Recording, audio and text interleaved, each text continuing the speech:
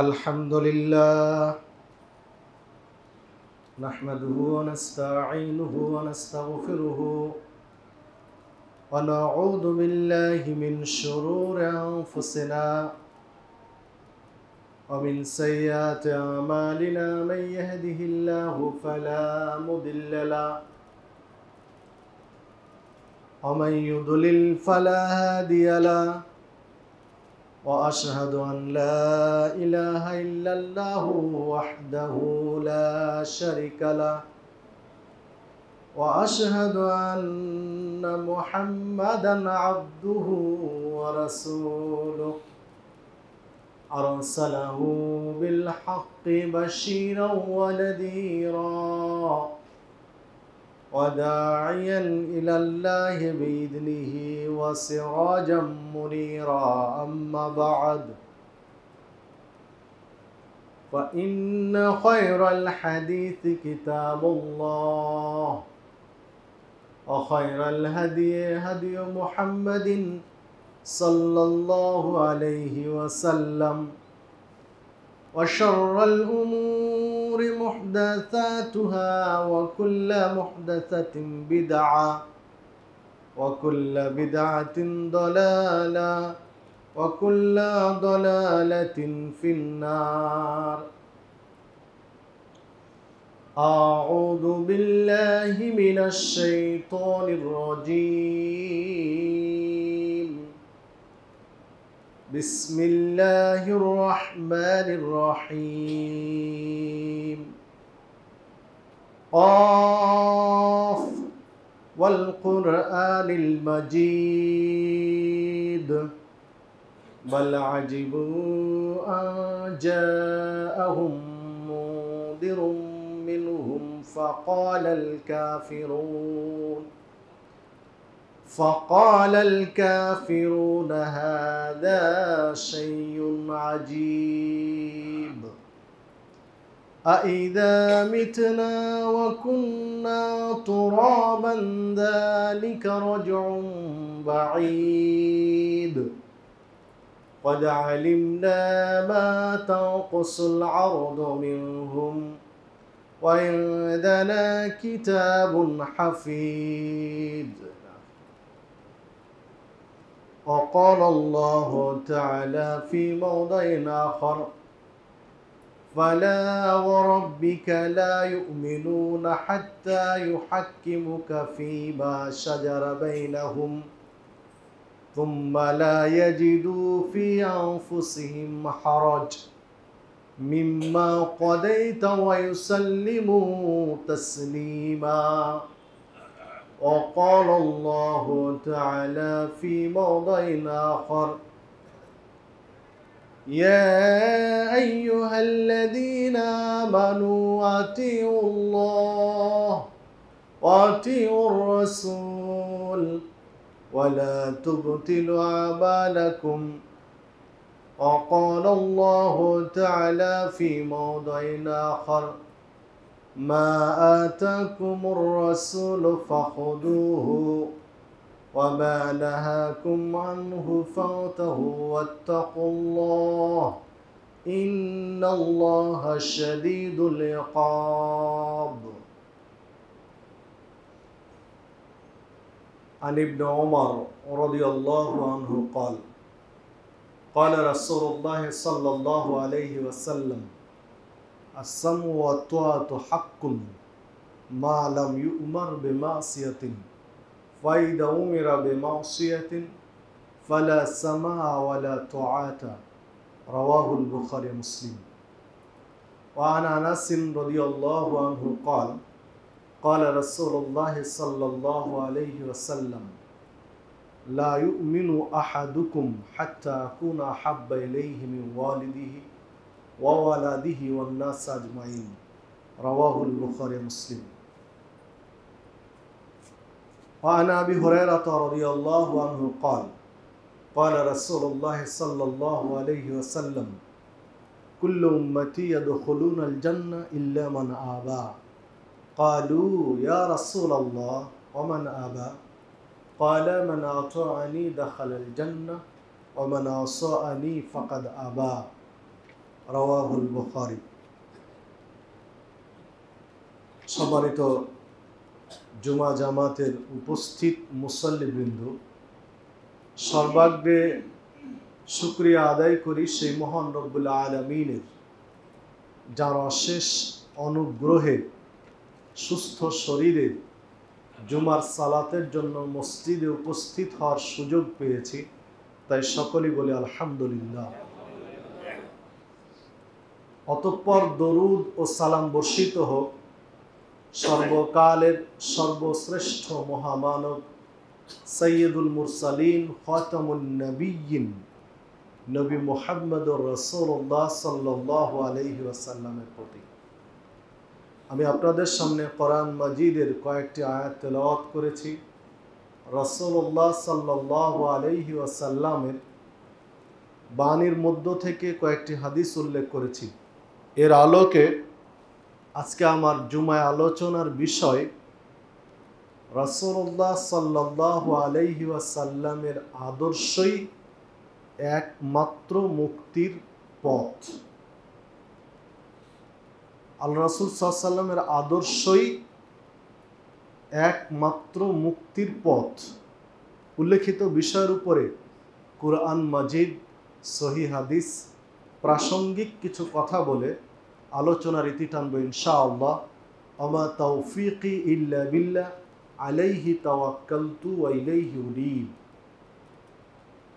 সম্মানিত উপস্থিতি, আল্লাহ রাব্বুল আলামিন মানুষকে নিপুণভাবে সৃষ্টি করার পরে মানুষ কিভাবে জীবন যাপন করবে, তাদের জীবন প্রণালী কেমন হবে, চলার পথ পদ্ধতি হাতে কলমে বাস্তবে শিখিয়ে দেওয়ার জন্য সময়ের চাহিদা অনুযায়ী, যুগের প্রয়োজন অনুযায়ী নবী এবং রাসূলদেরকে পৃথিবীতে পাঠিয়েছেন।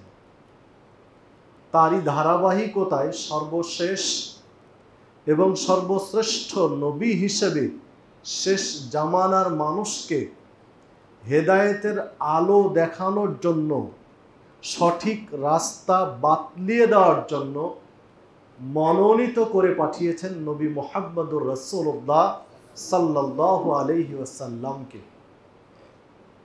এবং জীবনের প্রত্যেকটা ক্ষেত্রে, প্রত্যেকটা মুহূর্তে, প্রত্যেকটা সমস্যায় তার আদর্শ তথা মুহাম্মদ সাল্লাল্লাহু আলাইহি ওয়াসাল্লামের আদর্শকে হুবহু অনুসরণ করার নির্দেশ আল্লাহ রাব্বুল আলামিন কোরআন মাজিদে দিয়েছেন, রাসূলুল্লাহ সাল্লাল্লাহু আলাইহি ওয়াসাল্লাম হাদিসের মধ্যে নির্দেশ দিয়েছেন।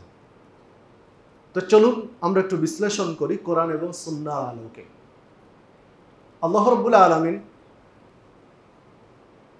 সূরা আহজাব 21 নম্বর আয়াতে বলছেন, লাকাদ কানা লাকুম ফি রাসূলিল্লাহি উসওয়াতুন হাসানা। তোমাদের জন্য, মানুষের জন্য উসওয়ায়ে হাসানা, সর্বোত্তম আদর্শ, সর্ব উৎকৃষ্ট আদর্শ বা কল্যাণ নিহিত রয়েছে রাসূলুল্লাহ সাল্লাল্লাহু আলাইহি ওয়াসাল্লামের মধ্যে। আল্লাহ রাব্বুল আলামিন বলছেন, এই পৃথিবীর মানুষের জন্য সর্বোৎকৃষ্ট, সর্বোত্তম, সবচেয়ে ভালো আদর্শ রয়েছে কার চরিত্রে? মুহাম্মদ সাল্লাল্লাহু আলাইহি ওয়াসাল্লামের চরিত্রে। তো তার চরিত্রের আদর্শ, তার রেখে যাওয়া আদর্শ যেহেতু সর্বোত্তম, এই পৃথিবীতে সর্বোৎকৃষ্ট বিধায় তারটাই আপনাকে আমাকে গ্রহণ করতে হবে, অন্য কারো নয়। জীবনের প্রত্যেকটা ক্ষেত্রে তার আদর্শই অনুসরণ করতে হবে, অন্য কারো নয়। দেখুন, কেন তার আদর্শ অনুসরণ করবেন, কেন তার আদর্শ অনুসরণ করা উচিত, তার মূল কথা যদি আমরা বলি, তাহলে আমাদের সৃষ্টিকর্তা, আমাদের রব, আমাদের ইলাহ হচ্ছেন আল্লাহ। তিনি আপনাকে আমাকে সৃষ্টি করেছেন, তিনি আপনার আমাকে অক্সিজেন সরবরাহ করে দেন, তিনি আপনার আমার আলো বাতাসের ব্যবস্থা করে দেন, প্রয়োজনীয় যা প্রয়োজন আল্লাহ সেই ব্যবস্থাপনা তিনি করে থাকেন। তো তিনি নির্দেশ দিয়েছেন যে তোমরা মুহাম্মদ সাল্লাল্লাহু আলাইহি ওয়াসাল্লামের অনুসরণ করো, অন্য কারো নয়। দেখুন সূরা মুহাম্মদ 33 নম্বর আয়াতে আল্লাহ রাব্বুল আলামিন বলছেন, ইয়া আইয়ুহাল্লাযীনা আমানু, হে ঈমানদারগণ, বিশ্বাসীগণ, যারা ঈমান এনেছো তাদেরকে বলছেন যে হে ঈমানদারগণ, যারা তোমরা ঈমান এনেছো, তোমরা আতিউল্লাহ, তোমরা আল্লাহর আনুগত্য করো, ওয়া আতিউর রাসূল, এবং রাসূলের অনুসরণ করো। যারা ঈমানদার, যারা ঈমান এনেছেন তাদেরকেই বলছেন যে তোমরা আল্লাহর আনুগত্য করো আর রাসূলের অনুসরণ করো। ওয়ালা তুবতিলু আমালাকুম, তোমাদের আমলগুলো বরবাদ করে দিও না, বাতিল করে দিও না, তোমাদের আমলগুলো নষ্ট করে দিও না বা ধ্বংস করে দিও না। আগের দুইটা কথা ছিল পজিটিভ, পরের কথাটা নেগেটিভ। সূরা মুহাম্মদের 33 নম্বর আয়াতে আল্লাহ রাব্বুল আলামিন যে কথা বললেন, প্রথম দুইটা কথা ছিল হ্যাঁ বাচক আর পরেরটা হলো না বাচক। প্রথম দুইটা বললেন কি, আল্লাহর আনুগত্য করো, রাসূলের অনুসরণ করো। শেষেরটা গিয়ে বললেন তোমরা আমল বাতিল করো না। মানে আগের দুইটা কথা যে মানবে না, যে ব্যক্তি মেনে চলবে না, পরের ফলাফলটা তার উপর এসে পড়বে। মানে যে ব্যক্তি আল্লাহর আনুগত্য এবং রাসূলের অনুসরণ করবে না, ওই ব্যক্তির আমল বাতিল। যেহেতু আল্লাহ বললেন আল্লাহর আনুগত্য করো, রাসূলের অনুসরণ করো, আমলগুলো বাতিল করো না। বাতিল শব্দটা কিন্তু আরবি, ওয়ালা তুবতিলু, যেটা বাতিল মূল ধাতু থেকে এসেছে। তোমাদের আমল বাতিল করো না, ওয়ালা তুবতিলু আমালাকুম, তোমাদের আমলগুলো বাতিল করো না, বরবাদ করো না। আল্লাহ এবং রাসূলের আদর্শ মেনে না নিলে ওই ব্যক্তির আমল বাতিল, এতে কোনো সন্দেহ নেই, এতে কোনো সন্দেহের অবকাশ নেই। যদি আল্লাহ এবং রাসূলের অনুসরণ না করি, রাসূল সাল্লাল্লাহু আলাইহি ওয়াসাল্লামের আদর্শ মেনে না নেই, তাহলে আমল বাতিল। দেখুন আল্লাহ রাব্বুল আলামিন অন্য জায়গায় বলেছেন, কোরআন মাজিদের সূরা হাশর 7 নম্বর আয়াতে বলেছেন, মা আতাকুমুর রাসূল ফাখুদুহু, রাসূল যা নিয়ে এসেছেন বা রাসূল তোমাদেরকে যা দেন, ফাখুদুহু, তোমরা তা আঁকড়িয়ে ধরো। রাসূল যেইটা দেন সেইটা আঁকড়িয়ে ধরো। ওমা নাহাকুম আনহু ফান্তাহু, এবং তিনি যা নিষেধ করেন সেটা ছেড়ে দাও, বর্জন করো, প্রত্যাখ্যান করো। তার দেওয়াটা গ্রহণ করো, তার নিষেধটা ছেড়ে দাও, বর্জন করো। ওয়াত্তাকুল্লাহ, তোমরা আল্লাহকে ভয় করো। ইন্নাল্লাহা শাদীদুল ইকাব, কেননা আল্লাহ শাস্তি দেন অত্যন্ত কঠোর। একটু কোরআন মাজিদের আয়াতগুলো একটু মনের মধ্যে নিয়ে কল্পনা একটু ভাবেন তো, কি চমৎকার বাচন ভঙ্গি। আমরা বাংলায় যে ধরনের কথা বলি একজন আর একজনকে, ঠিক আরবির বাচন ভঙ্গিটা ওই রকমই। সৌদি আরবের তৎকালীন সমাজের সমাজ চিত্রের উপরেই, সমাজ চিত্রকে লক্ষ্য করেই তো আল্লাহ কোরআন মাজিদ নাজিল করেছেন, বিধায় বাচন ভঙ্গিটা একরকমই। আমরা বাংলায় কথা বলি, কারো দেনা পাওনা থাকলে, কাউকে কিছু জোর দিয়ে চাপ দিয়ে বলতে চাইলে, ধরুন আপনি কারো কাছে 5,000 টাকা পাবেন, তখন বলেন যে 5,000 টাকা তোমার কাছে পাবো, 10 তারিখে দেওয়ার কথা ছিল, তুমি 10 তারিখে দিলে না, 20 তারিখে যদি না দাও তাহলে হিসাব করো। কথার বাচন ভঙ্গি যে 20 তারিখে যদি না দাও তাহলে তোমার খবর আছে, 10 তারিখে যদি না দাও তাহলে দেখবো তোমার একদিন না হলে আমার একদিন।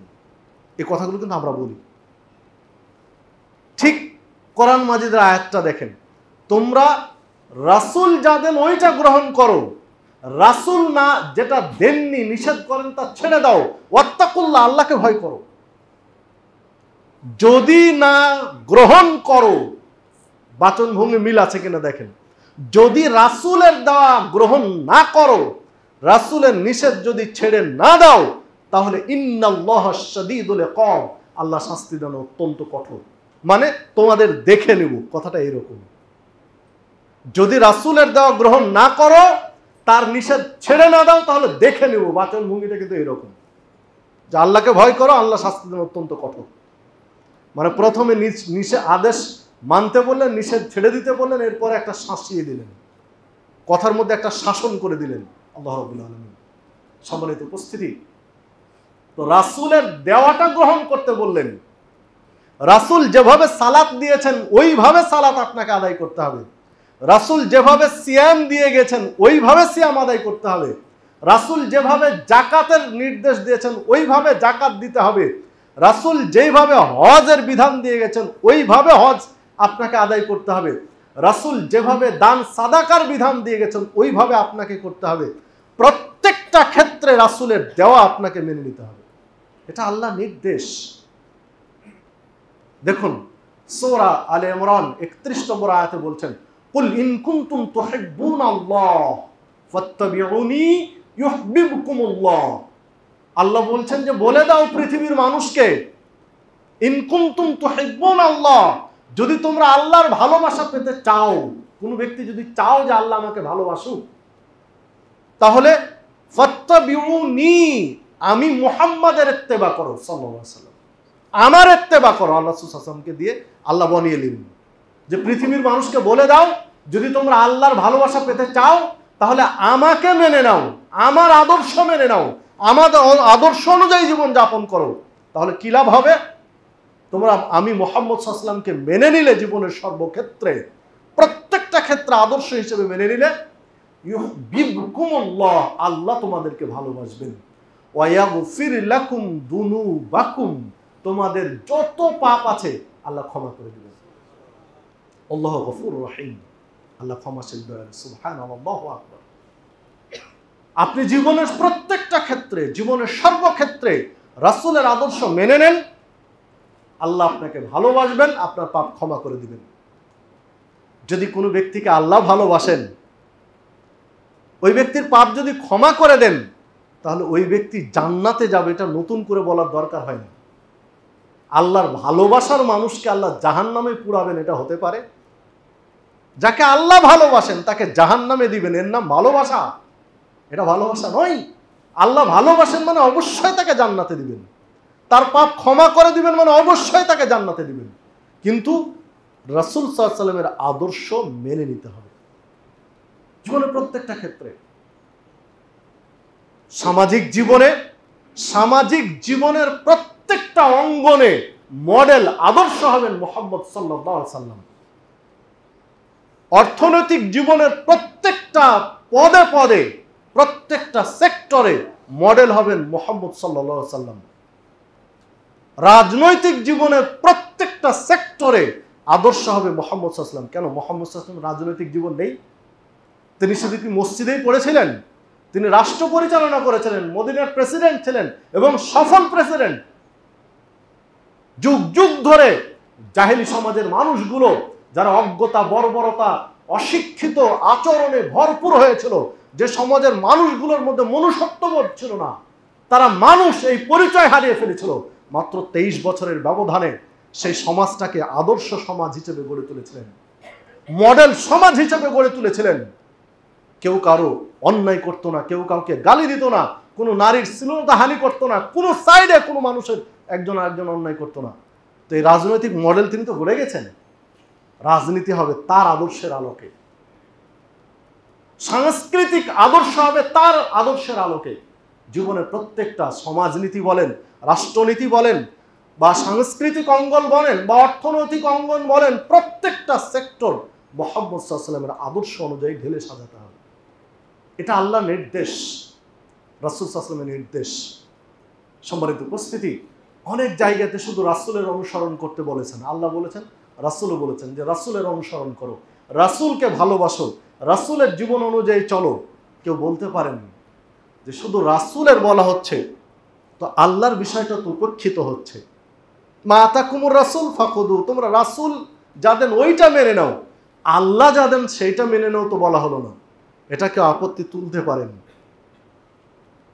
আতিউল্লাহ আতিউর রাসূল বলা হয়েছে, কিন্তু কোথাও কোথাও শুধু আতিউর রাসূল বলা হয়েছে। এই আপত্তি যদি কেউ তুলেন তারও জবাব কিন্তু কোরআন মাজিদে দেওয়া হয়েছে, মান ইউতিউর রাসূল ফাকাদ আতা আল্লাহ। আল্লাহ বলছেন সূরা নিসার ৮০ নম্বর আয়াতে যে রাসূলের আনুগত্য করলো সে আসলে আল্লাহরই আনুগত্য করলো। মানে রাসূলের অনুসরণটাই হচ্ছে আল্লাহর অনুসরণ, রাসূলের অনুকরণটাই হচ্ছে আল্লাহর আনুগত্য। কেননা রাসূল ওইটাই মেনে চলেন যেটা আল্লাহ করতে বলেছেন। আল্লাহর বিধানের বাহিরে কোনো কাজ রাসূল করেন না। এই জন্য রাসূলের অনুসরণটাই হচ্ছে আল্লাহর আনুগত্য, আল্লাহর বিধান। দেখুন সূরা নিসা ৬৫ নম্বর আয়াতে আল্লাহ রাব্বুল আলামিন চমৎকার একটা বিধান বলেছেন। একটু মনোযোগ দিয়ে খেয়াল করে শুনুন, তাহলে কিছু চিন্তার খোরাক পাওয়া যাবে। আয়াতটি দেখুন, আল্লাহ রাব্বুল আলামিন বলছেন ফালা ওয়া রাব্বিকা লা ইউমিনুনা হাত্তা ইউহাক্কিমুকা ফীমা শাজারা বাইনাহুম। সাবধান, তোমাদের কেউ মুমিন হতে পারবে না, কারো ঈমানের পরিপূর্ণতা আসবে না। কতদিন পর্যন্ত? যতদিন পর্যন্ত মুহাম্মদ সাল্লাল্লাহু আলাইহি ওয়াসাল্লামকে ফায়সালা দাতা হিসাবে মেনে না নেবে।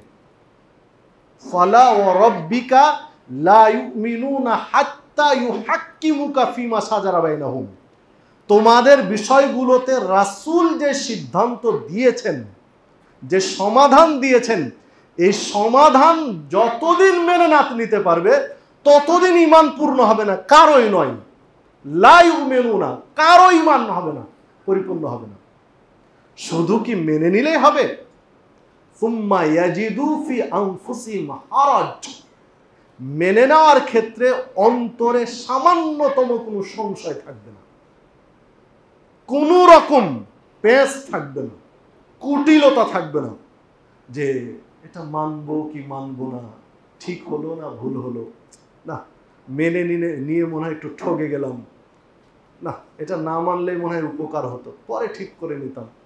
এই যে একটা সংশয়, হারাজ শব্দটা বলছেন আল্লাহ রাব্বুল আলামিন। মেনে নেওয়ার ক্ষেত্রে বিন্দু মাত্র কোনো সংশয় থাকবে না, নিঃসংকোচে নির্দ্বিধায় নিঃশর্তে মেনে নিতে হবে। সবারই তো উপস্থিতি, মানে নিঃশর্তে বিনা বাক্য ব্যয়ে রাসূল সাল্লাল্লাহু আলাইহি ওয়াসাল্লামের সিদ্ধান্ত মেনে নিতে হবে। ওয়াইসাল্লিমু তাসলিমা, মানে বিষয়টা এরকম যে শুনলাম আর মেনে নিলাম একদম ফ্রেশ মনে। এটার একটা প্রেক্ষাপট আছে, সহিহ বুখারীতে হাদিসটি বর্ণিত হয়েছে। একজন আনসারী সাহাবী আর হুযায়ফা রাদিয়াল্লাহু আনহুর মধ্যে একটা ছোট্ট জমিতে পানি দেওয়া নিয়ে বিরোধ বেঁধেছিল। দুইজনই মুসলিম, একজন আনসার মদিনার স্থায়ী বাসিন্দা আর একজন মুহাজির যিনি হিজরত করে এসেছেন। তো হুযায়ফা রাদিয়াল্লাহু আনহু এবং ওনার মধ্যে এই সমস্যাটা বেঁধেছেন। তো পানি দিবেন কে? তো মুহাজির সাহাবী যিনি, উনার জমিটা আগে, যে নালা দিয়ে, যে ড্রেন দিয়ে পানি এসে জমিতে পড়বে, উনার নালা দিয়ে পানি পড়ার সময় তার জমি আগে, আর মদিনার ওই আনসারী সাহাবী উনার জমি হচ্ছে পরে। তো এখন মুহাজির সাহাবী আগে পানি নিচ্ছেন, যে আমি আগে নেব তারপরে তুমি নাও, তোমার জমি তো পরে। আর উনার কথা যে না আমার পরে হয়েছে তো কি, আমাকে আগে দেন আপনি পরে নেবেন। এই নিয়ে দ্বন্দ্ব দুইজনের। তো দুই সমাধান কি? তর্ক বিতর্ক শেষে আল্লাহ রাসূল সাল্লাল্লাহু আলাইহি ওয়াসাল্লামের কাছে গেলেন। আল্লাহ রাসূল সাল্লাল্লাহু আলাইহি ওয়াসাল্লামের কাছে যখন নালিশ পেশ করলেন, তখন আল্লাহ রাসূল সাল্লাল্লাহু আলাইহি ওয়াসাল্লাম সিদ্ধান্ত দিলেন মুহাজির সাহাবীর দিকে যে ঠিক আছে তুমি আগে নিয়ে নাও, যেটুকু পানি প্রয়োজন এই প্রয়োজনীয় পানি আগে তুমি জমিতে নিয়ে নাও নালা দিয়ে, তারপরে আনসারী সাহাবী যার জমি পরে তাকে ছেড়ে দাও নালা, ও পানি নিবে। যখন এই সিদ্ধান্ত দিলেন তখন আনসারী সাহাবী বলতেন ও ওই মুহাজির সাহাবী আপনার ফুফাতো ভাই, তো এই জন্য সিদ্ধান্ত তার দিকে দিলেন। মানে ওই মুহাজির সাহাবী আল্লাহ রাসূল সাল্লাল্লাহু আলাইহি ওয়াসাল্লামের ফুফাতো ভাই ছিলেন আর কি, যে আপনার ফুফাতো ভাইয়ের কারণে আপনি তাকে আগে দিলেন। আর আমাকে পরে দিলেন, আমি তো আর কেউ নই। যখন এই কথা বলেছেন একদম জিবরিল উপস্থিত।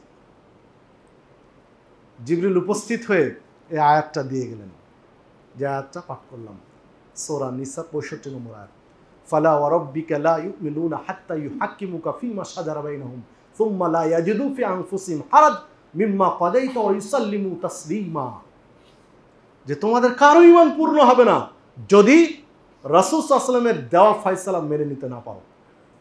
তিনি যে ফয়সালা দিবেন ওই ফয়সালা একদম নিঃসংকোচে নির্দ্বিধায় মেনে নেওয়া পর্যন্ত ঈমানের পূর্ণতা আসবে না। আপনি চিন্তা করতে পারেন, একজন আনসার সাহাবী, তার সমস্যাটা কিন্তু বৈষয়িক বিষয়ে, জমিতে পানি কে দিবেন আর না দিবেন এই নিয়ে। তো সামান্য বৈষয়িক বিষয়ে জমির পানি নেওয়া দেওয়ার ক্ষেত্রে আল্লাহ রাসূল সাল্লাল্লাহু আলাইহি ওয়াসাল্লামের সিদ্ধান্তটা মেনে নিয়েছিলেন, কিন্তু একটা বাঁকা কথা বলেছিলেন। আপনার ফুফাতো ভাই হওয়ার কারণে আগে দিলেন, এই বাঁকা কথা আল্লাহ সহ্য করেননি। মেনে নিয়েছেন কিন্তু কথাটা বাঁকা বলেছিলেন, তৎক্ষণাৎ জিবরিলকে পাঠিয়ে আয়াত নাজিল করে দিলেন। তাহলে চিন্তা করুন যে দুনিয়াবি বিষয়ের ক্ষেত্রে একটা সিদ্ধান্ত সাহাবী মেনে নিতে একটু দ্বিধা সংকোচে পড়ার কারণে আল্লাহ নাকচ করে দিয়েছেন, ঈমান পূর্ণ হবে না যদি এ কথা বলো। তাহলে পরকালীন ক্ষেত্রে সালাতের হোক, সিয়ামের হোক, জাকাতের হোক, হজ্জের হোক, যেসব ক্ষেত্রগুলো পরকালীন, জমিতে আগে পানি কে দিবে আর কে পরে নিবে, কে জমি আগে পানি নিবে আর কে পরে নিবে, এটা তো দুনিয়াবি জীবনের বিষয়, এটা তো আখিরাতের কোনো সাবজেক্ট নয়। তো দুনিয়াবি বিষয়ে যদি রাসূলের সিদ্ধান্ত নিঃশর্তে, নিঃসংকোচে, নির্দ্বিধায় মেনে নিতে একজন মুসলিম বাধ্য হয়, তাহলে সালাত কোন নিয়মে পড়ব, সিয়াম কোন নিয়মে পালন করব, হজ কোন নিয়মে পালন করব, জাকাত কোন নিয়মে পালন করব, রাসূলের নিয়ম ছাড়া আর বলার কোনো সুযোগ আছে কারো? কল্পনাই করা যায় না, কল্পনাই করা যায় না যে সালাত, সিয়াম, হজ, জাকাত, তাসবিহ, তাহলিল, জিকির আজকারের ক্ষেত্রে রাসূলের সিদ্ধান্ত ছাড়া আর কোনোটা মানতে পারি। তিনি যে হন না কেন, যত বড় ওলামায়ে কেরাম মাশায়েখ হন না কেন, সব ছুড়ে ফেলে দিয়ে মুহাম্মদ সাল্লাল্লাহু আলাইহি ওয়াসাল্লামের আদর্শ মেনে নিতে বাধ্য। কারণ পরকালীন সাবজেক্ট এগুলো, দুনিয়াবি সাবজেক্টের সুযোগ নেই, তো পরকালীন নিয়ে আপনি কোথায় রয়েছে? খোলা মনে চিন্তা করা উচিত। দেখুন রাসূলুল্লাহ সাল্লাল্লাহু আলাইহি সাল্লামের সিদ্ধান্তের গুরুত্ব, তার আদর্শের গুরুত্ব দেখুন। ওমর ফারুক রাদিয়াল্লাহু আনহু তাওরাতের একটা কপি পড়ছিলেন, পাশে বসেছিলেন আবু বকর সিদ্দিক রাদিয়াল্লাহু আনহু, মুহাম্মদ সাল্লাল্লাহু আলাইহি সাল্লাম, মুহাম্মদ সাল্লাল্লাহু আলাইহি সাল্লাম বসে আছেন, আবু বকর সিদ্দিক আছেন, ওমর রাদিয়াল্লাহু আনহু আছেন। তো উনি তাওরাতের কপি পড়ছিলেন, এটা আল্লাহ রাসূল সাল্লাল্লাহু আলাইহি ওয়াসাল্লাম পছন্দ করলেন না। বিষয়টা বুঝতে পেরেছেন আবু বকর সিদ্দিক রাদিয়াল্লাহু আনহু, যে উমর রাদিয়াল্লাহু আনহু তাওরাত পড়া তিনি পছন্দ করছেন না।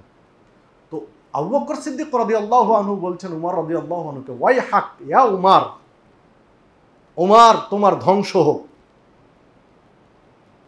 তখন উমর রাদিয়াল্লাহু আনহু বলছেন, কেন? তুমি আল্লাহ রাসূল সাল্লাল্লাহু আলাইহি ওয়াসাল্লাম চেহারার দিকে দেখেছো যে তুমি তোমার এই কাজ পছন্দ করছেন না? তিনি উমর রাদিয়াল্লাহু আনহু বলছেন, আমি চেহারা দেখে বুঝতে পারলাম তিনি আমার উপর রাগ করে আছেন।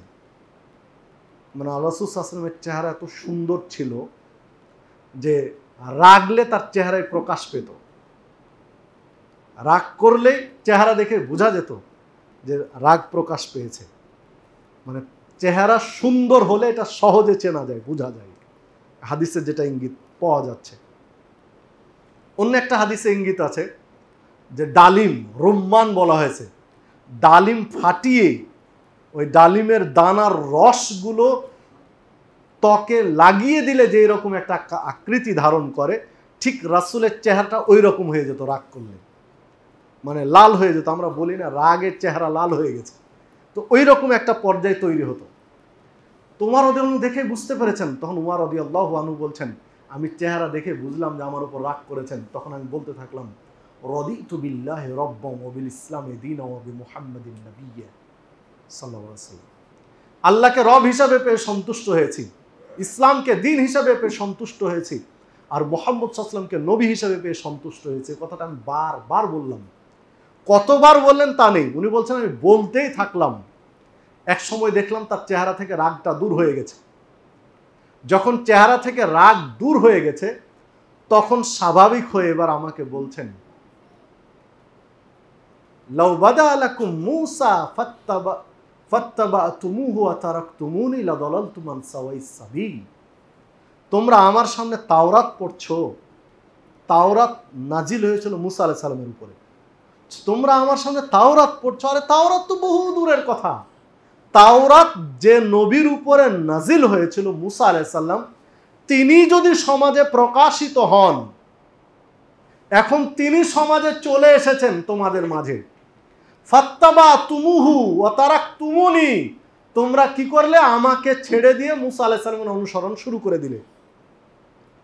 এটা যদি হয় যে মুসা আলাইহিস সালাম চলে এসেছে, ফলে আমাকে বাদ দিয়ে দিলে আর মুসা আলাইহিস সালামের অনুসরণ শুরু করে দিলে, তাহলে লাদালালতুম আন সাওয়াইস সাবিল, তোমরা সত্য পথ থেকে জাহান্নামের পথে পা বাড়ালে। তোমরা সত্য পথ থেকে ভ্রষ্ট পথে জাহান্নামের পথ ধরলে। কাকে অনুসরণ করলে? আমাকে বাদ দিয়ে সশরীরে মুসা আলাইহিস সালামের অনুসরণ করলে। তাওরাতের অনুসরণ নয়, ডাইরেক্ট মুসা আলাইহিস সালাম আছেন, তো আমাকে বাদ রেখে তোমরা মুসা আলাইহিস সালামের অনুসরণ শুরু করে দিলে, তাহলে তোমরা জাহান্নামের পথ ধরলে। এর পরের বাক্যটা আরো কঠিন। আল্লাহ রাসূল সাল্লাল্লাহু আলাইহি ওয়াসাল্লাম বলছেন, ওয়ালাউ কানা হাইয়ান, যদি কোনো কারণে মুসা আলাইহিস সালাম জীবিত হন, ওয়া আদরাকা নবুওয়াতি, আর আমার এই নবুয়াতের যে ধারাবাহিকতা, কোরআন এবং সুন্নাহর বিধান চালু আছে, এ অবস্থায় যদি মুসা আলাইহিস সালাম আবার জীবিত হন পৃথিবীতে, লাত্তাবানি, তিনি আমারই ইত্তেবা করবেন, আমাকেই মেনে চলবেন। আর এক বর্ণনা এসেছে ইল্লা ইত্তেবাই, তিনি আমার অনুসরণ করতে, কোরআন এবং হাদিস অনুযায়ী আমার আদর্শ মেনে নিতে তিনি বাধ্য হবেন। দারেমির মধ্যে হাদিসটি পাওয়া যাবে 435 নম্বর হাদিস, মেশকাতের মধ্যে পাওয়া যাবে 194 নম্বর হাদিস। সম্মানিত উপস্থিতি, আল্লাহ রাসূল সাল্লাল্লাহু আলাইহি ওয়াসাল্লামের আদর্শ মেনে নেওয়ার জন্য একটা হাদিসই যথেষ্ট, আর লাগবে না। একটা হাদিস বুঝলে যথেষ্ট আপনার জন্য। আপনি চিন্তা করতে পারেন, মুসা আলাইহিস সালাম একজন নবী, শুধু নবী নন, তিনি একজন রাসূল।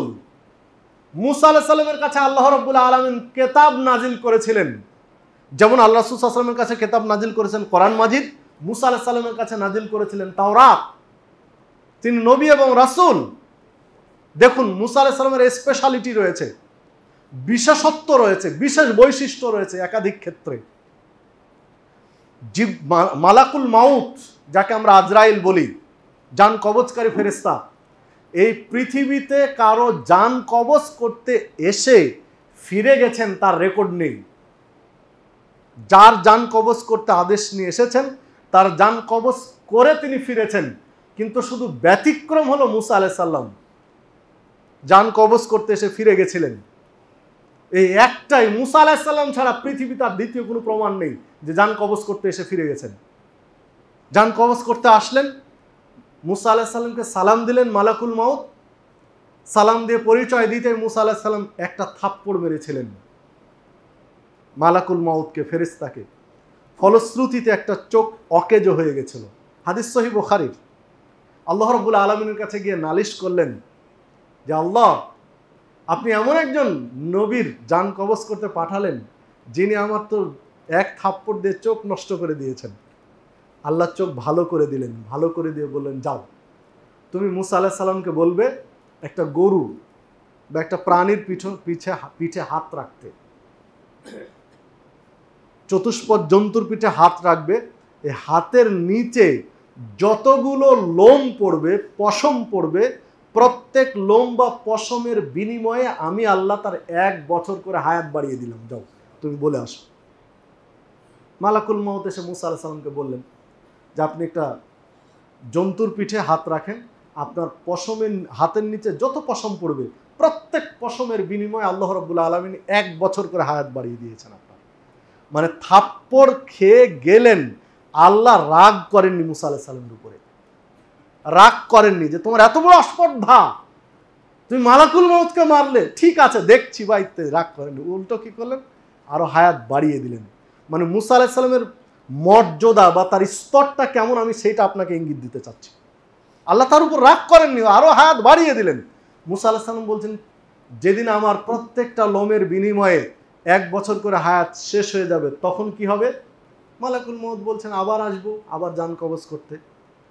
তখন মুসা আলাইহিস সালাম বলছেন, যদি তোমাকে আবার আসতেই হয়, আমার জান কবজ করাই লাগে, তাহলে আজকে আর ফিরে যাওয়ার দরকার নেই, তুমি আজকেই নিয়ে যাও। ইনি হলেন মুসা আলাইহিস সালাম, জান কবজ করে নিয়ে গেলেন। মানে মালাকুল মউতকে একবার ফিরিয়ে দিয়ে দ্বিতীয়বার জান কবজ হলো। মানে উনি একজন ব্যতিক্রম নবী, আমি এটা আপনাকে বলতে চাচ্ছি। দেখুন, এই ধরনের আরো বেশ কিছু ক্ষেত্র আছে মুসা আলাইহিস সালামের স্পেশালিটি, মুসা আলাইহিস সালামের মর্যাদা। এই যে সালাত, 5 ওয়াক্ত সালাত পড়ছি, মুসা আলাইহিস সালাম আসমানে ছিলেন, মেরাজে আল্লাহ রাসূল সাল্লাল্লাহু আলাইহি ওয়াসাল্লাম গেলেন, সালাত কত ওয়াক্ত দিয়েছিলেন? 50 ওয়াক্ত।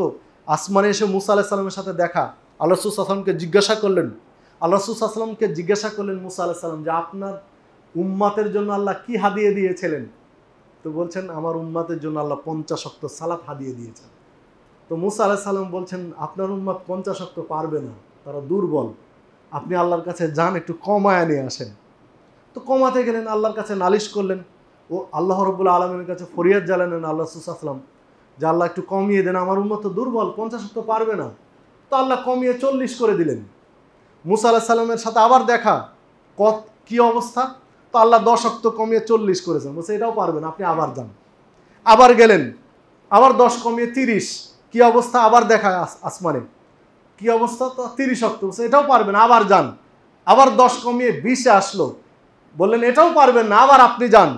আবার 20 থেকে 10-এ আসলো, মুসা আলাইহিস সালাম বলছেন না, এটাও পারবেন না, আপনি আবার যান। 10 থেকে এবার 5 করে দিলেন আল্লাহ রাব্বুল আলামিন। মুসা আলাইহিস সালামকে জিজ্ঞাসা করলেন, মুসা আলাইহিস সালাম জিজ্ঞাসা করলেন কত ওয়াক্ত? 5 ওয়াক্ত। বলছে এটাও ভারী, আপনি আর একবার না হয় যান। তো আল্লাহ রাসূল সাল্লাল্লাহু আলাইহি ওয়াসাল্লাম বললেন, না, আমি আর যেতে লজ্জা বোধ করছি, আমি যেতে এখন লজ্জা বোধ করছি, আমি আর যেতে চাচ্ছি না, আল্লাহ রহম করবেন, আমার উম্মত এটা পারবে ইনশাআল্লাহ। চলে আসলেন। দেখুন, 50 ওয়াক্ত থেকে 5 ওয়াক্ত সালাত, এই সংখ্যায় আসার পিছনে যে ব্যক্তিটির, যে নবীর একটা বড় অবদান ছিল পরামর্শের, তিনি হচ্ছেন মুসা আলাইহিস সালাম। মুসা আলাইহিস সালাম। এ ধরনের আরো অনেক ক্ষেত্র আছে, যে সাইটগুলো বলতে গেলে আমার সময়ে আমার সাবজেক্ট হারিয়ে যাবে, পাওয়া যাবে না, বিদায় ফিরে আসি। তো মুসা আলাইহিস সালাম এই মানের একজন ব্যক্তি, তিনি নবী, রাসূল, বিশেষ ধরনের একজন রাসূল।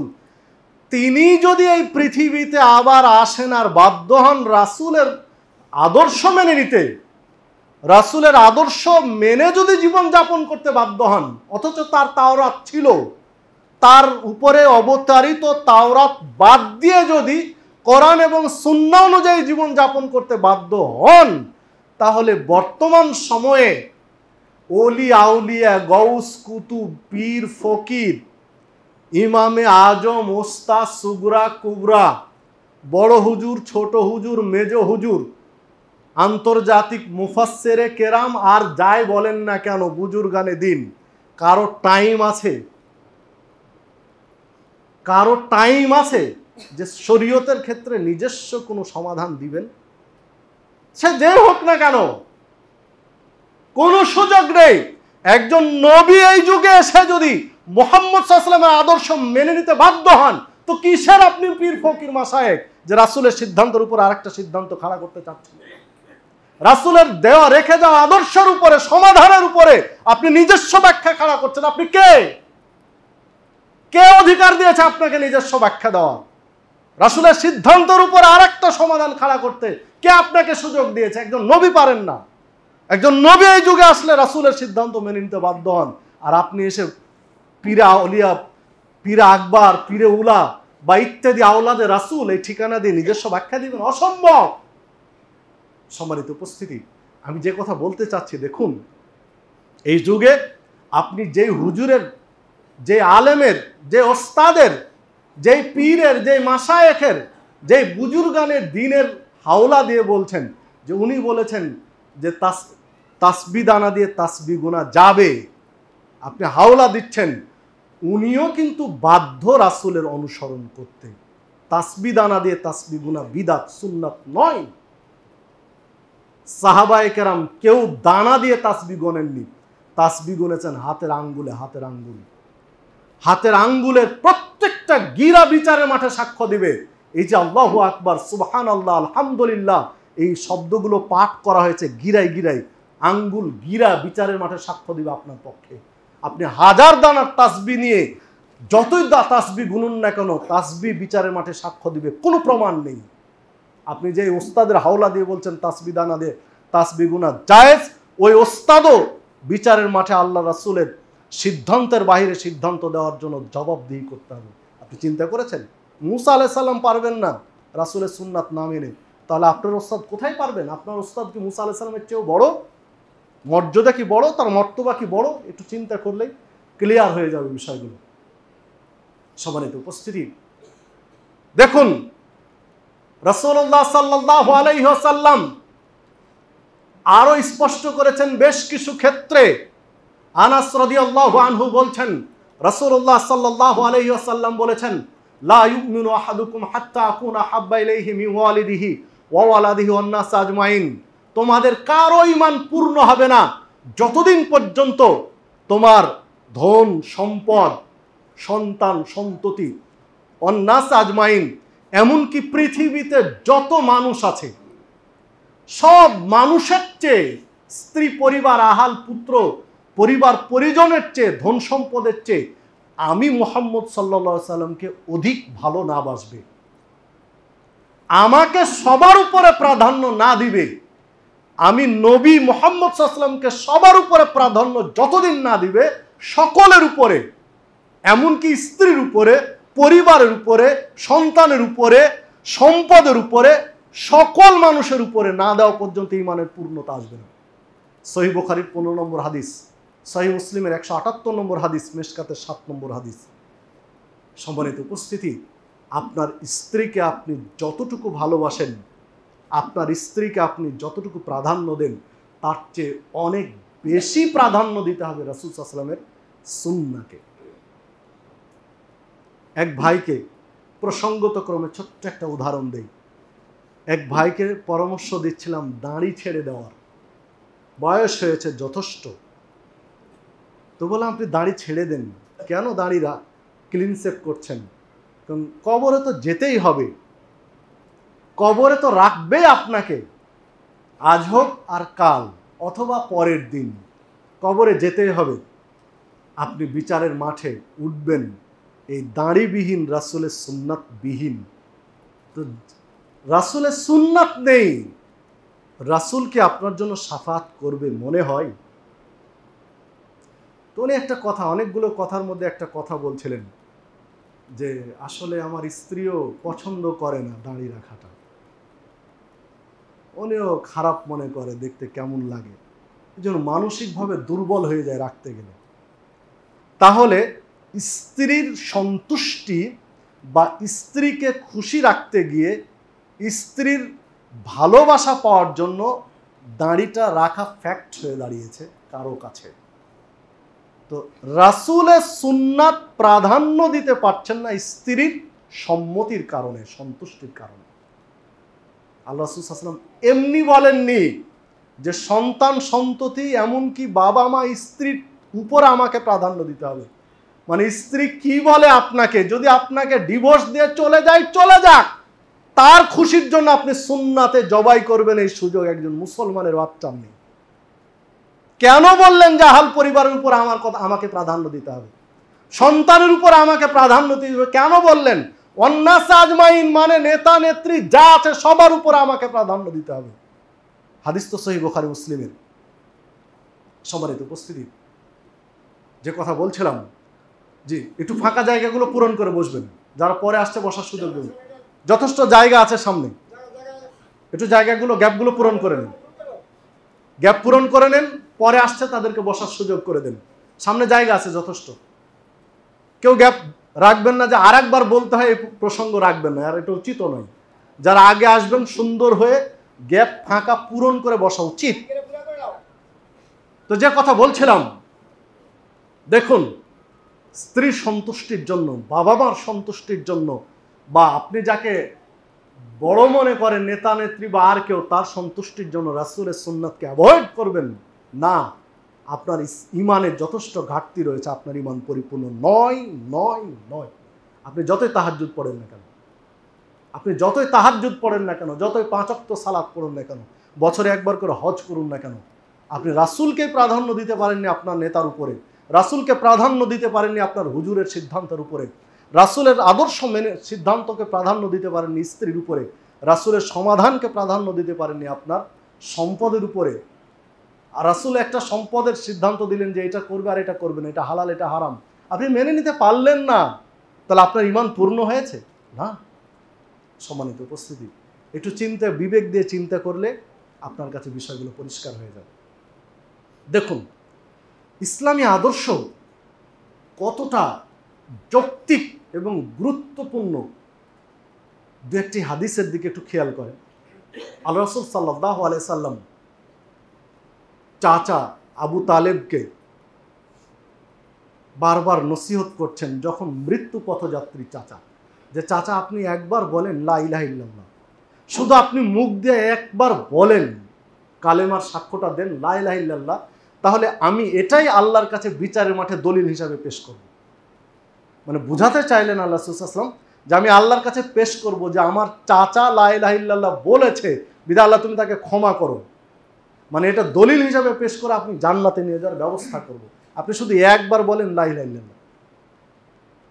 পাশ থেকে আবু জাহালও ছিল, আর একজন গুরুত্বপূর্ণ নেতাও ছিল কুরাইশ। পাশ থেকে তারা সাউন্ড দিচ্ছে যে আবু তালেব, মরণের সময় তুমি তোমার পৈতৃক ধর্ম ত্যাগ করে মরবে, বেদিন হয়ে মরবে, বাবা মার রেখে যাওয়া ধর্ম ছেড়ে দিয়ে বেদিন হয়ে তুমি মরবে।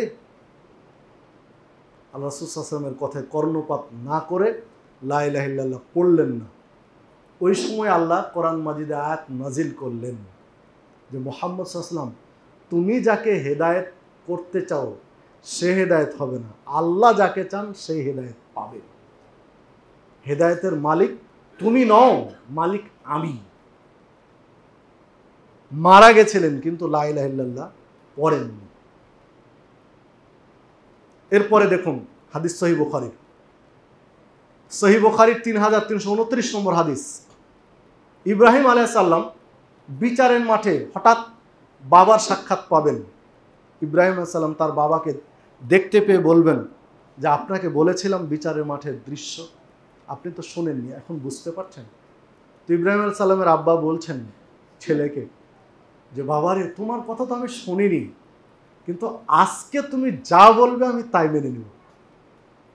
মানে এখন তো ঠেলাই পড়েছেন, আর তো কিছু করার নেই, এখন তুমি যা বলবে তাই মেনে নেব। বাবা নরম হয়ে গেছেন। ছেলে ইব্রাহিম আলাইহিস সালাম আল্লাহকে স্মরণ করলেন, ডাক দিলেন। বিচারের মাঠের দৃশ্য, সহিহ বুখারী হাদিস। আল্লাহকে ডাক দিয়ে বলবেন, আল্লাহ তুমি তো আমাকে বলেছো যে ইব্রাহিম তোমাকে আমি বিচারের মাঠে অপমানিত করব না, লাঞ্ছিত করব না, তুমি আমাকে ওয়াদা দিয়েছো। তো এই এত মানুষের মাঝে, সারা পৃথিবীর হাজার হাজার লক্ষ লক্ষ কোটি কোটি মানুষের মাঝে ইব্রাহিমের পিতা জাহান্নামের আগুনে নিক্ষিপ্ত হবে, এর চেয়ে বড় অপমান আর কি হতে পারে? আল্লাহ তুমি বলো তো আমাকে। মানে আমার বাবাকে তুমি বাঁচাও। একটু অন্যভাবে বললেন যে আমার বাবা এত মানুষের সামনে জাহান্নামে নিক্ষেপ করা হবে, এর চেয়ে আমার জন্য আর কি অপমানের থাকতে পারে? তুমি তো অপমান করবে না বলেছো, তাহলে আমাকে ওই অপমান থেকে বাঁচাও। আল্লাহ রাব্বুল আলামিন ইব্রাহিম আলাইহিস সালামকে বলবেন যে ইব্রাহিম, তোমাকে বিচারের মাঠে যেমন অপমানিত করব না আমি ঘোষণা দিয়েছি, অনুরূপ আমি এটাও ঘোষণা দিয়েছি যে কোনো মুশরিককে, শিরিককারীকে আমি জান্নাতে দেব না। ইন্নাহু মান ইউশরিক বিল্লাহ ফাকাদ হারামাল্লাহু আলাইহিল জান্নাহ ওয়া মাওয়াহুন নার ওয়া মা লিয-যালিমিন মিন আনসার। যে ব্যক্তি আল্লাহর সাথে শরিক করবে তার জন্য আজ আল্লাহ জান্নাত হারাম করেছেন, জাহান্নাম আবশ্যিক করেছেন, বিচারের মাঠে কেউ তাকে সাহায্য করবে না, আল্লাহ বলেছেন সূরা মায়েদার 72 নম্বর আয়াতে। সম্মানিত উপস্থিতি, আল্লাহ রাব্বুল আলামিন বলবেন যে আমি তো কোনো মুশরিককে জান্নাতে দিব না, এটা ঘোষণা দিয়েছি। এ কথা বলার পরেই আল্লাহ রাব্বুল আলামিন ইব্রাহিম আলাইহিস সালামকে বলবেন যে ইব্রাহিম তুমি তোমার পায়ের নিচের দিকে তাকাও, মানে পিতা পুত্র সামনাসামনি ছিল আর কি কথা বলার সময়। তো তুমি নিচের দিকে তাকাও মানে পায়ের দিকে তাকাও। তো যেখানে বাবা দাঁড়িয়েছিলেন ইব্রাহিম আলাইহিস সালামের, সেখানে দেখছেন বাবা আর নেই। একটা 4 হাতওয়ালা জন্তু, রক্তমাখা জন্তু ওখানে পড়ে আছে। ফেরেশতারা 4 হাত ধরে ইব্রাহিম আলাইহিস সালামের চোখের সামনে ছুঁড়ে ফেলে দিলেন জাহান্নামে। ইনি ছিলেন ইব্রাহিম আলাইহিস সালামের বাবা। তৎক্ষণাৎ আল্লাহ আকৃতি চেঞ্জ করে দিয়ে হাত পা ছুঁড়ে জাহান্নামে নিক্ষেপ করেছেন। হাদিস সহিহ বুখারী। করবেন আর কি। তো আপনি চিন্তা করতে পারেন ইব্রাহিম আলাইহিস সালাম সিনিয়র নবীদের একজন, যাকে বলা হয় আবুল আম্বিয়া, নবীদের পিতা, যাকে বলা হয় মিল্লাতা আবিকুম, মানে মুসলিমদের পিতা, যার এত মর্যাদা, তিনি বিচারের মাঠে শুধু বাবার জন্য সুপারিশ করেছিলেন, আর কারো জন্য নয়। নিজ পিতার জন্য সুপারিশ করে টিকতে পারলেন না, সুপারিশ গ্রহণ হয়নি, শিরক করার কারণে জাহান্নামে যেতে হয়েছে। আর আপনার কথিত পীর সাহেব, যার নিজেরই কোনো গ্যারান্টি নেই, নিজেই শিরকের মধ্যে ডুবে আছে, সে নাকি আপনাকে জাহাজ ভর্তি করে নিয়ে যাবে। একটু চিন্তা করা দরকার, বিবেক থাকলে একটু ভাবা দরকার। আপনি কার পিছনে ছুটছেন? ল্যাংটাগুলো এখন বাংলাদেশের পীর সাহেব হয়। ল্যাংটার মাজার নেই বাংলাদেশে? অনেকগুলো ল্যাংটা পীরের মাজার আছে। সতর ঢাকা ফরজ, লজ্জাস্থান ঢাকা ফরজ। তো লজ্জাস্থান না ঢাকার কারণে সে হয়েছে ল্যাংটা পীর। তো যে ল্যাংটা পীর লজ্জাস্থান ঢাকা ফরজ এই জ্ঞানটুকু নেই, ও আবার মুসলমানদের পীর হয় কি করে? একটু হিতাহিত জ্ঞান থাকা দরকার। যে লজ্জাস্থান ঢাকা ফরজ এই জ্ঞানটুকু যার মধ্যে নাই, ও আবার মুসলমানদের পীর। কি দিয়ে বুঝাবেন এই জাতিকে? ওসব ল্যাংটা পীরের মুরিদের অভাব নেই, হাজার হাজার মুরিদ। রাসূল সাল্লাল্লাহু আলাইহি ওয়াসাল্লামের আদর্শকে তোয়াক্কা না করে, রাসূল সাল্লাল্লাহু আলাইহি ওয়াসাল্লামের আদর্শ নির্দেশকে কিছু না মনে করে ওই ল্যাংটা পীর আর খাজা বাবার পিছনে ছুটে বেড়াচ্ছে মানুষ। কি দিয়ে বুঝাবেন? তারা তো মুসলমান, তারা আপনার আমার ভাই, আপনার আমার ভাতিজা, আপনার আমার চাচা, আপনার আমার ছেলে মেয়ে, তারা তো মানুষ, মুসলিম। একটু তাদেরকে বোঝানো দরকার, বোঝানো উচিত যে ইব্রাহিম আলাইহিস সালাম পারছেন না সুপারিশ করে কিছু করতে, আর যেসব পীর 5 ওয়াক্ত নামাজ পড়ে না, 5 ওয়াক্ত সালাত পড়ে না, পশ্চিম চিনে না, হজ করে না, যাকাত দেয় না, বেলিল্লাপনায় ভরে রয়েছে, মানুষের আত্মসাৎ আর নারী লোলুপ দৃষ্টি নিয়ে সারা জীবন যাপন করছে, সেসব পীর আপনাকে বাঁচাবে? একটু চিন্তায় থাকলে, বিবেক থাকলে ভেবে দেওয়া যাবে। আবু হুরায়রা রাদিয়াল্লাহু আনহু বলছেন, আল্লাহ রাসূল সাল্লাল্লাহু আলাইহি ওয়াসাল্লামের সাথে একদিন যাচ্ছিলাম, হঠাৎ করে আল্লাহ রাসূল সাল্লাল্লাহু আলাইহি ওয়াসাল্লামের মায়ের কবর, আমিনা, মা আমিনার কবর সামনে পেয়ে গেলেন। আল্লাহ রাসূল সাল্লাল্লাহু আলাইহি ওয়াসাল্লাম কবর সামনে রেখে মায়ের কবর দেখে দাঁড়িয়ে গেলেন। কবর সামনে মায়ের কবর, জন্মদাত্রী মা, কবর দেখে আল্লাহ রাসূল সাল্লাল্লাহু আলাইহি ওয়াসাল্লাম থামতে পারলেন না, অঝোর ধারায় কাঁদতে লাগলেন। 2 চোখ বেয়ে ঝরঝর করে পানি পড়ছে, মায়ের কবর সামনে রেখে কাঁদছেন। রাসূল সাল্লাল্লাহু আলাইহি ওয়াসাল্লামকে আমরা অনেক বেশি ভালোবাসতাম। রাসূল সাল্লাল্লাহু আলাইহি ওয়াসাল্লামের 2 চোখ বেয়ে ঝরঝর করে পানি ঝরা দেখে আমরা কেউ সামলাতে পারলাম না। আমরা যারা উপস্থিত ছিলাম সকল সাহাবী আমরাও কাঁদতে লাগলাম। আমাদের 2 চোখ গড়িয়ে পানি আসতে আছে, ঝরঝর করে সব সাহাবী কাঁদছে।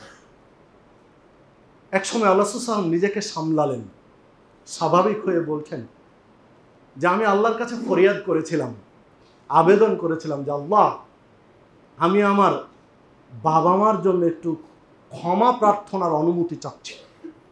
তুমি ক্ষমা করবে কি না সেটা তোমার বিষয়, তুমি চাইলে ক্ষমা করবে বা করবে না সেটা তোমার এখতিয়ার, কিন্তু আমাকে এই সুযোগটুকু দাও যে আমি আমার বাবা মার জন্য তোমার কাছে ক্ষমা চাইব। তো আল্লাহ রাব্বুল আলামিন আমাকে এই সুযোগ দিলেন না যে না, তুমি কোনো মুশরিকের জন্য ক্ষমা চাইতে পারবে না, সেটা তোমার নিকটাত্মীয় হোক আর যাই হোক, তুমি চাইতে পারবে না। আমাকে অনুমতি দেননি। তো আমি ফরিয়াদ করলাম যে অন্তত আমার মায়ের কবরের কাছে যাওয়ার সুযোগ দাও, যেন আমি অন্তত কবরটার কাছে যেতে পারি। ক্ষমা নাই চাইলাম। তো আল্লাহ রাব্বুল আলামিন আমাকে সুযোগ দিলেন যে ঠিক আছে, তুমি কবর পর্যন্ত যেতে পারো। কেননা কবর দেখলে মরণকে স্মরণ হয়, পরকালের চিন্তা আসে, দুনিয়া থেকে একটু সরে থাকা যায়, বিধায় তুমি কবরের পাড়ে যেতে পারো কিন্তু ক্ষমা চাইতে পারো না। সহিহ মুসলিমের 2303 নম্বর হাদিস। বেদাতিরা, শিরকের পূজারীরা সালাফি আলেমদের এই কথাগুলোর বিরোধিতা করে। তারা ট্যাগ লাগায় যে এরা কত বড় আস্পর্ধা যে রাসূলের মা বাবাকে জাহান্নামী করে ছেড়ে দেয়। জি না, আমরা করি না। একটু সহিহ মুসলিমের হাদিস খুলে দেখুন। কোরআন মাজিদের পরে সহিহ বুখারী, এরপরে সহিহ মুসলিম। 2303 নম্বর হাদিস এটি সহিহ মুসলিম। আল্লাহ রাসূল সাল্লাল্লাহু আলাইহি ওয়াসাল্লাম নিজে কথা বলছেন। দেখুন আরেকটি হাদিসে এসেছে সহিহ মুসলিমের। আল্লাহ রাসূল সাল্লাল্লাহু আলাইহি ওয়াসাল্লামকে একজন সাহাবী জিজ্ঞাসা করছেন যে আল্লাহ রাসূল সাল্লাল্লাহু আলাইহি ওয়াসাল্লাম, আমার বাবা কোথায় আছে? উনি তো জাহেলি যুগে মারা গেছেন। তিনি জাহেলি যুগে মারা গেছেন, আপনার কাছে তো অনেক সংবাদ আসে থাকে, তো আমার বাবা এখন কোথায় আপনি কি একটু বলতে পারবেন? তো আল্লাহ রাসূল সাল্লাল্লাহু আলাইহি ওয়াসাল্লাম, কেন? আমাকে তো জানানো হয়েছে তোমার বাবা জাহান্নামে আছে, জাহেলি যুগে মারা গেছে শিরক করা অবস্থায়, তিনি জাহান্নামে আছেন। তখন ওই সাহাবীর মনটা খুব বিমর্ষ হয়ে গেল, চিন্তাগ্রস্ত হয়ে গেল, মন খারাপ করে বসলো। তখন আল্লাহ রাসূল সাল্লাল্লাহু আলাইহি ওয়াসাল্লাম তাকে বলছেন, আরে তুমি চিন্তা করছো, মন খারাপ করছো, তোমার বাবা যেখানে আছে আমার বাবাও সেখানেই আছে। তোমার বাবা যেমন মুশরিক অবস্থায় মারা গিয়ে জাহান্নামে আছে, আমার বাবাও মুশরিক অবস্থায় মারা গিয়ে জাহান্নামে আছে। হাদিস সহিহ, আপনি কি দিয়ে বুঝাবেন? নবী রাসূলগণ পর্যন্ত নিজস্ব পাওয়ারে ফরিয়াদ করে জান্নাতে নিয়ে আসার সুযোগ পায়নি, কে আপনাকে নিয়ে এসে দিবে? তাই আসুন আমরা রাসূল সাল্লাল্লাহু আলাইহি ওয়াসাল্লামের আদর্শকে সর্বোচ্চ অগ্রাধিকার দেই। সূরা লোকমানের 21 নম্বর আয়াতে আল্লাহ রাব্বুল আলামিন বলছেন, ওয়াইদা কিলা লাহুমুত্তাবিউ মা আনজালাল্লাহ, যখন তাদেরকে বলা হয় আল্লাহর নাজিলকৃত বিধানের কাছে আত্মসমর্পণ করো, কালু, তখন তারা বলে, বাল নাত্তাবিউ মা ওয়াজাদনা আলাইহি আবাআনা, যে না, আমাদের বাপ দাদার কাছ থেকে আমরা যেটা পেয়েছি সেটা আমাদের জন্য যথেষ্ট। তাদেরকে বলা হয় কোরআন হাদিস আল্লাহর বিধানের কাছে ফিরে আসো, আর ওরা বলে বাপ দাদার আগে থেকে পূর্বপুরুষ যা দিয়েছে ওটাই যথেষ্ট। আওলাউ কানা শায়তান ইয়াদউহুম ইলা আযাবিস সাঈর, ওরা জানে না শয়তান তাদেরকে কথা বলিয়ে নিয়ে জাহান্নামের দিকে ডাকছে। সূরা লোকমানের 21 নম্বর আয়াত। নির্ঘাত যারা বলে বাপদাদা যা করেছে তাই করব, যুগ যুগ ধরে যেটা চালু আছে ওটাই করব, রাখো তোমাদের কথা, রাখো তোমাদের নতুন নতুন হাদিস, পূর্বপুরুষ আগের আমল থেকে যা করছে ওটাই করব, এদেরকে কে ডাকছে? জাহান্নামের দিকে শয়তান ডাকছে। এ কথা আল্লাহ বলছেন, এটা তো আমার কথা নয়, 1500 বছর আগে। আয়াত মনে রেখে দেন, সূরা লোকমানের 21 নম্বর আয়াত। আপনি বাড়িতে গিয়ে কোরআন মাজিদ মিলান, তাফসীর থাকলে মিলিয়ে দেখেন, যদি অনুবাদ ভুল করি আবার কোনোদিন আসলে কথা হবে। আপনি বাপ দাদার দোহাই দিয়ে হককে প্রত্যাখ্যান করতে চান, সুন্নাতকে অ্যাভয়েড করতে চান, বাপ দাদার দোহাই দিয়ে নবী রাসূলগণ পর্যন্ত নিজের বাবা মাকে জান্নাতে নিয়ে যাওয়ার সুযোগ পাননি, মুশরিক অবস্থায় মারা দিবে, কে আপনাকে নিয়ে যাবে? আপনি রাসূলের আদর্শের অনুসরণ করুন, সুন্নাতের উপরে কায়েম থাকুন, ইনশাআল্লাহ জান্নাত আপনার জন্য অপেক্ষমান। আপনি সুন্নাত বাদ দিয়ে অন্য কোথাও যাবেন, অসম্ভব। তাই আসুন আমরা রাসূল সাল্লাল্লাহু আলাইহি ওয়াসাল্লামের রেখে যাওয়া আদর্শের কাছে আত্মসমর্পণ করি। আল্লাহ রাব্বুল আলামিন আমাদের সেই তৌফিক দান করুন। একটু বুঝুন যে আপনার আমার জন্য মডেল আদর্শ একজনই, কোনো ব্যক্তি নয়। কোনো সালাফি বিদ্বানকেও অন্ধভক্তি, কোনো সালাফি বিদ্বানকেও চোখ বন্ধ করে মেনে নেবেন সব কথা না, তার কথা মানতেও চোখ খোলা রেখে। হতে পারে একজন সালাফি বিদ্বানের মিস্টেক হবে না, কথা নয়, তিনি যদি একটা মিস্টেক করেন চোখ বন্ধ করে আপনি মেনে নেবেন? যদি দেখেন কোরআন সুন্নাহর বিরোধী, আলাদা চলে গেছে, তাহলে এটা আপনাকে ছেড়ে দিতে হবে। আর অন্যদের কথা তো বলার অপেক্ষায় রাখে না, চোখ বন্ধ করে কারো তাকলিদ করবেন, অসম্ভব, তিনি যেই হন না কেন। চোখ বন্ধ করে একজনের তাকলিদ হবে, চোখ বন্ধ করে একজনেরই অনুসরণ হবে, তিনি মুহাম্মদ সাল্লাল্লাহু আলাইহি ওয়াসাল্লাম। শুধু দেখতে হবে কথাটা তার কিনা, হাদিসটা সহিহ কিনা। যদি হাদিস সহিহ হয়, কথা তার হয়, চোখ বন্ধ করে মেনে নিতে হবে, এটাই শরীয়ত। আর অন্য যত যা আছে সকলের ক্ষেত্রে আপনাকে একটু যাচাই বাছাই করে মানতে হবে। আসুন আমরা কোরআন এবং সুন্নাহর আলোকে নিজ জীবন, পারিবারিক জীবন, সামাজিক জীবন, সার্বিক জীবন গড়ে তোলার চেষ্টা করি। শুধু আমরা মসজিদে এসে রাসূলের আদর্শ মানতে চাই, মসজিদ থেকে বের হলে আর রাসূলের আদর্শ মানতে চাই না। সালাতের ক্ষেত্রে শুরু মানতে চাই, পোশাকের ক্ষেত্রে আপনার আমার আদর্শ নেই, ইনকামের ক্ষেত্রে আপনার আমার আদর্শ নেই, বিবাহ শাদী, একটা বিবাহ লাগলে তো বলা মুশকিল। এ এলাকায় আমি 2012 সাল থেকে খুতবা দিই, মানে প্রায় 1 যুগ হতে যাচ্ছে। এই এলাকায় আমার পদাচরণে 1 যুগ হতে যাচ্ছে প্রায়। তো মাঝে মাঝে দেখি যে বিয়ে বাড়ির অনুষ্ঠান এত পরিমাণে ঢোল, তবলা বা ডুগডুগি বা বাজনা বাজে, ওই বড় বড় সাউন্ড সিস্টেম নিয়ে এসে, তাতে পার্থক্য করা মুশকিল হয়ে যায় যেটা হিন্দুর বাড়ি না মুসলমানের বাড়ি। আপনি কি হিন্দুর বাচ্চা, হিন্দু ঘরের সন্তান, যা আপনার বাড়িতে বিয়ের অনুষ্ঠানে ঢোল বাজে? ঢোল বাজে বলতে বাদ্যযন্ত্র বাজে, বাজনা বাজে, গান বাজে আপনার বাড়িতে। আপনি মুসলমানের বাচ্চা, আপনি ভুলে গেছেন আপনার পরিচয়। যেই গান কানে আওয়াজ আসার কারণে আল্লাহ রাসূল সাল্লাল্লাহু আলাইহি ওয়াসাল্লাম কানে আঙ্গুল দিয়ে পার হয়ে গিয়ে ছোট্ট সাহাবীকে জিজ্ঞাসা করছিলেন যে বাবা, গানের আওয়াজটা কি আসে? আর সেই মুহাম্মদ সাল্লাল্লাহু আলাইহি ওয়াসাল্লামের আদর্শের অনুসারী হয়ে, তার উম্মত হয়ে আপনি নিজে গানের আয়োজন করেছেন কোন বিবেকে, কোন আক্কেলে? আপনি মসজিদে এসে দেখছেন যে আপনি একদম পিওর খাঁটি মানুষ, সালাতে দাঁড়িয়েছেন এমন সুন্দর খুশুখুজু হয়ে, মনে হচ্ছে আকাশ থেকে আপনি নাজিল হয়েছেন। আর বাড়ি গিয়ে দেখা যাচ্ছে আপনার বাড়িতে বিশাল গানের আয়োজন, বিশাল বড় বড় সাউন্ড বক্স নিয়ে বাদ্যযন্ত্র বাজিয়ে বিয়ের অনুষ্ঠান করছেন। একটু হিতাহিত জ্ঞান থাকা উচিত যে কেন এই মুনাফিকি আচরণ, কেন আপনার মসজিদে এসে একরকম, বাড়িতে গিয়ে আর এক রকম কেন? দুইটা এক করেন। আপনি মসজিদে যেমন বিনয়ী, ঠিক বাড়িটা ওইভাবে গড়ে তোলেন, আদার্স অন্যদিকে কেউ নিয়েন না। আমি বলতে চাচ্ছি আপনি এক নীতিতে আসেন, আপনার ভিতর আর আপনার বাহিরটা এক হোক। ভিতরে যেটা আছে বাহিরে সেটাই হোক, ভিতরে একরকম বাহিরে আর একরকম, এটা নয়। আসুন, আল্লাহ আমাদের সঠিক বুঝ দান করুন। আল্লাহ রাব্বুল আলামিন আমাদেরকে সিরাতে মুস্তাকিমের পথিক হিসেবে কবুল করে নিন। আল্লাহ রাব্বুল আলামিন আমাদের জান্নাতি মেহমানদের তালিকাভুক্ত করে নিন। আল্লাহ রাব্বুল আলামিন আমাদের সকলের ভুল ত্রুটিগুলো, জানা অজানা সকল ভুল ত্রুটি ক্ষমা করে দিন। আমাদের বুঝে কোনো ঘাটতি থাকলে আল্লাহ সেই বুঝটা দান করুন। হকের উপরে টিকে থাকার অনুকূল পরিবেশ আল্লাহ দান করুন। যে বালা মুসিবতগুলো আমাদের মধ্যে আছে আল্লাহ রাব্বুল আলামিন তুলে নিন। আল্লাহ আমাদেরকে এমন কোনো পরীক্ষার মধ্যে ফেলে দিও না যে পরীক্ষা আমরা উত্তীর্ণ হতে পারবো না। এমন কঠিন পরীক্ষা আল্লাহ তুমি আমাদের দিয়ে নিও না যে পরীক্ষা আমাদের উত্তীর্ণ হওয়ার পথ নেই। এই ধরনের পরীক্ষা থেকে আল্লাহ তুমি আমাদের হেফাজত করো। আমিন। আকুলু কওলি হাযা আস্তাগফিরুল্লাহ ওয়া লাকুম।